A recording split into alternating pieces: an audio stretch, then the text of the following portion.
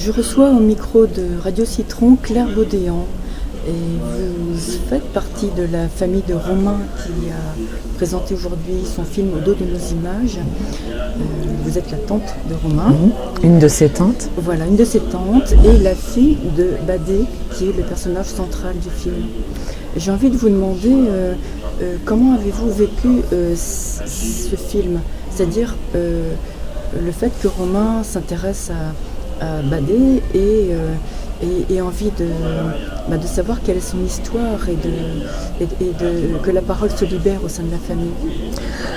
Alors en fait, j'ai toujours parlé avec Romain depuis qu'il est adolescent. Quand j'ai commencé à voir les premiers films de Romain, tu avais 14 ans Romain, je crois.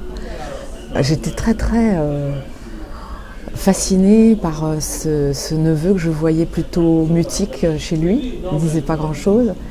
Et puis je trouvais qu'il disait beaucoup dans ses films. Et le temps a passé évidemment. Moi-même j'étais en travail sur cette famille. J'ai fait de longues années de psychanalyse parce qu'évidemment j'ai démarré dans la vie extrêmement handicapée. Je me sentais folle quelque part. C'est pour ça que je dis que ce festival rencontre vidéo en santé mentale, c'est pas seulement les familles et les patients, c'est finalement chaque individu. On a tous affaire à un moment ou à un autre dans notre vie à une situation psychologique, psychopathologique grave. Et voilà, moi, mon chemin était déjà initié pour ma propre guérison et ma propre stabilisation dans cette vie. Et Romain est venu vers moi petit à petit, on parlait de ses films. Et puis un jour, je lui ai dit, écoute, j'ai ces écrits de Badé. Très vite, il m'a dit, je veux les lire. Voilà, je lui ai envoyé par mail. Après, moi, j'avais conservé les photos. Donc, il a eu les photos. Et j'ai été stupéfaite par la puissance de concentration qu'il a eue sur cette histoire extrêmement complexe. Le choix qu'il a fait de raconter l'histoire de Badé à travers les images d'Henri. Donc il y avait quand même l'homme qui était présent, le mari qui était présent, mon père. Et quand j'ai reçu ce film ensuite à la première projection en février l'année dernière, c'est ce que j'ai dit tout à l'heure aux gens qui étaient présents dans cette projection, j'ai été apaisée. C'est comme si mon neveu faisait pour moi œuvre de synthèse et d'acte de guérison en rassemblant dans cette œuvre de création, cette œuvre artistique, tout ce qui pour nous avait été de la douleur et de la souffrance, de la beauté aussi, puisque les images sont magnifiques, les écrits de ma mère sont magnifiques, la manière que Romain a eu de nous filmer, tous les membres de la famille, la sœur de ma mère, mes deux frères et moi, comment il met en scène toutes ces images. On est dans une ronde de vie où finalement la mort, elle est là parce qu'on en parle, c'était un peu l'obsession de ma mère, mais c'est notre obsession à tous. On a tous à faire face à cette histoire. Et j'ai trouvé que lui, il avait trouvé pile l'agencement, la poésie et l'amour de sa famille pour faire œuvre d'art, tout simplement.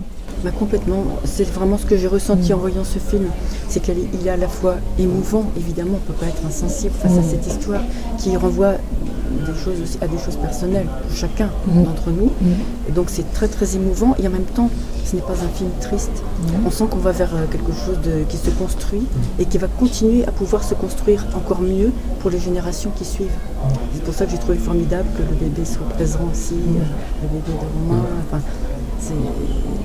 il fait œuvre de construction, œuvre artistique et œuvre de construction pour la famille. Absolument.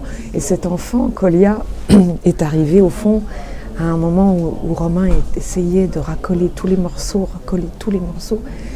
Et la vie de cet enfant, la naissance des enfants, c'est tellement important que c'est lui qui, quelque part, a été le moteur et peut-être moteur mystérieux de toute cette, finalement, de cette paix qui nous arrive aujourd'hui.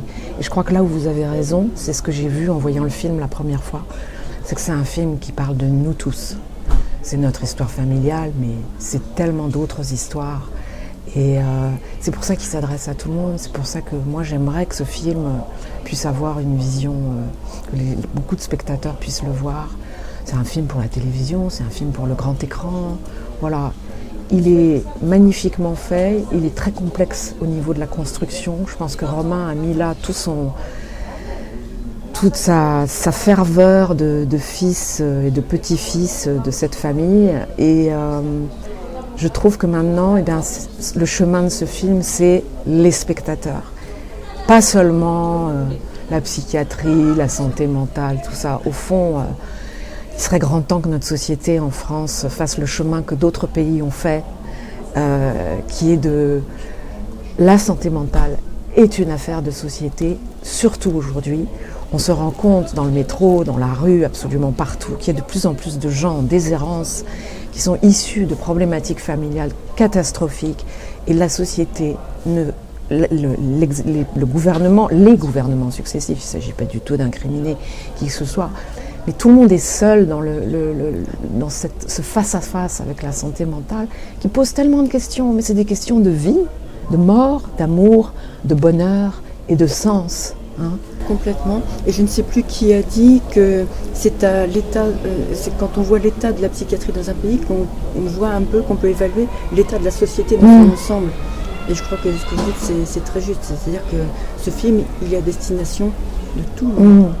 Et puis je trouve que ce que Romain a dit dans ce film, qui est une phrase que j'avais dite un jour dans une interview à quelqu'un, c'est qui qu'on soit, ne jamais céder sur son désir. C'est Lacan qui dit ça. Romain avait ce désir en lui. Depuis des années, depuis qu'il était adolescent, à mon avis, il avait envie de savoir. Moi-même, je m'appelle Claire. Depuis que je suis toute petite, je ne sais pas pourquoi, je veux savoir. Donc, quelque part, cette histoire du désir, et on en parlait à l'inauguration de ces rencontres, ne jamais céder sur son désir. Moi, c'est ce qu'a fait Romain pour moi dans ce film, et je le remercie beaucoup, et j'espère que ça donnera à beaucoup d'autres gens l'envie de ne pas céder. Je trouve que c'est une très très belle phrase de conclusion, et on va tous céder, ne pas céder, mais céder S''AID. Absolument. Merci beaucoup. Merci à vous, merci beaucoup. Merci. Merci.